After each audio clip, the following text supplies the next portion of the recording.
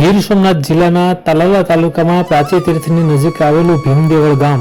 આ ગામની પૂર્વ દિશામાં સીમ વિસ્તારમાં સરસ્વતી નદીને કિનારે આવેલ આ મંદિરને ભીમનું દેરું પણ કહે છે. સુપ્રસિદ્ધ ઇતિહાસકાર સ્વ શંભુપ્રસાદ દેસાઈના ગ્રંથ સોમનાથ અને પ્રભાસમાં પૌર્ણાદિત્ય સૂર્ય મંદિર તરીકે પણ ઉલ્લેખિત છે.